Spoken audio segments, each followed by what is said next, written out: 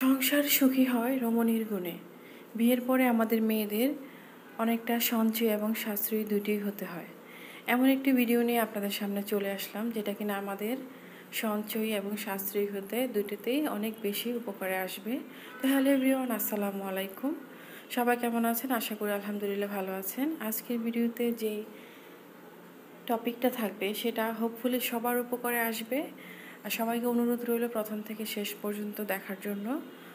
Please যারা এখনও আমার চ্যানেলটি সাবস্ক্রাইব করেননি সাথে সাথে সাবস্ক্রাইব করে ফেলবেন। টপিক হলো ফেলে দেওয়া সসের বোতল কিভাবে 1000 টাকা বাঁচিয়ে দিবে। তো চলুন দেখে নেওয়া যাক আমরা যেই সসের বোতলগুলো ফেলে দিই আবর্জনা মনে করে, সেই সসের বোতলগুলো আমরা কিভাবে কাজে লাগাই। আমি এখানে 4টা সসের বোতল ভালোভাবে ধুয়ে শুকিয়ে নিয়েছি, যাতে বিন্দু পরিমাণেও এখানে কোনো পানি লেগে না থাকে। তো প্রথমে আপনারা ভিডিওর শুরুতে দেখতে পেয়েছিলেন যে আমি আসলে কি করব।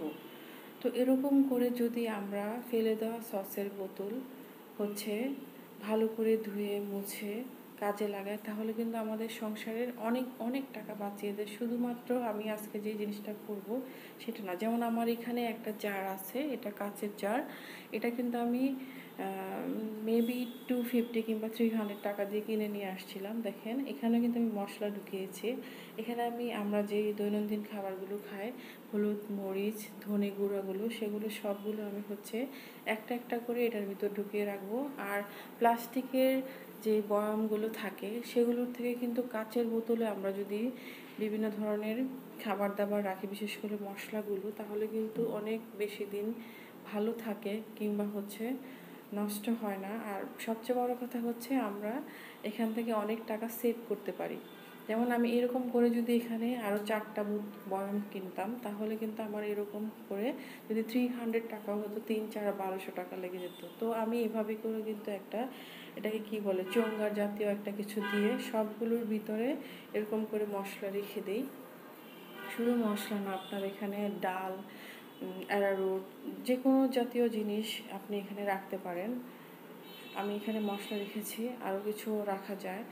তো আমরা যদি এভাবে নিজেদের সংসারে কিছুটা টেকনিক অবলম্বন করে স্বামীর টাকা তো নিজের টাকাই, এভাবে সেভ করি, তাহলে কিন্তু আমাদের সংসারে অনেক বেশি সেভিংস হয়, কিংবা আমরা এই টাকাটা অন্য কাজে লাগাতে পারি। আর একটা মেয়ের উপরেই কিন্তু অনেক কিছু ডিপেন্ড করে। স্বামীর যত টাকা ইনকাম থাকুক না কেন, সে যদি এর মধ্যে সীমাবদ্ধ থাকে, তাহলে কিন্তু অনেক সময় সঞ্চয় করে সাশ্রয়ী হয়েও এখান থেকে অনেক কিছু আমরা সেভিংস করতে পারি, অনেক টাকা সেভিংস করা যায়। কিন্তু এভাবেই কিন্তু শুধু এই ক্ষেত্রে না, সব ক্ষেত্রে আমাদের মেয়েদেরকে একটু হিসাব করে চললে তাহলে সংসারটা অনেক সুখী হয়, কোনো রকম দ্বিধাদ্বন্দ্বের মধ্যে থাকে না।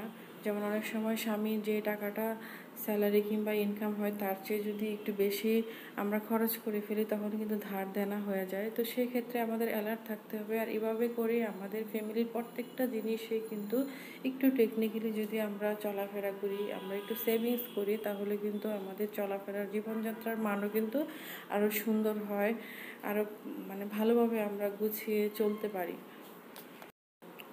আশা করছি আজকের ভিডিওটি সবার অনেক উপকারে আসবে। আর সবাইকে অসংখ্য ধন্যবাদ ভিডিওটি প্রথম থেকে শেষ পর্যন্ত দেখার জন্য। যদি আপনাদের কষ্ট না হয়, তাহলে প্লিজ আমার চ্যানেলটি সাবস্ক্রাইব করে আপনার ফ্রেন্ডস এন্ড ফ্যামিলির সাথে শেয়ার করে রাখবেন, যাতে সবারই উপকারে আসে। আর লাইক, শেয়ার, কমেন্টস করতে ভুলবেন না। তো সবাই ভালো থাকবেন, সুস্থ থাকবেন। আল্লাহ হাফেজ, আসসালামু আলাইকুম।